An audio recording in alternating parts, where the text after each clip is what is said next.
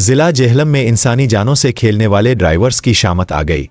जिला जेहलम में मुसाफरों को गाड़ियों की छतों पर बिठाने, ओवरलोडिंग और गैस सिलेंडर नस्ब करके मुसाफरों की जानों से खेलने वाले ट्रांसपोर्टर्स के खिलाफ घेरा तंग कर दिया गया है। डिप्टी कमिश्नर जेहलम और डीपीओ जेहलम की हिदायत पर सेक्रेटरी आरटीए, पुलिस और ट्रैफिक हुकाम ने भरपूर एक्शन शुरू कर दिया है, जबकि मुताद्दिद गाड़ियों के ड्राइवर्स के खिलाफ मुकदमात दर्ज और गिरफ्तारियां की जा रही है। पिंडादन खान में कार्रवाई के दौरान एक ऐसी गाड़ी के ड्राइवर के खिलाफ मुकदमा दर्ज कर लिया गया जिसमें गैस सिलेंडर नस्ब था और वो ओवरलोडिंग का मुर्तकिब पाया गया।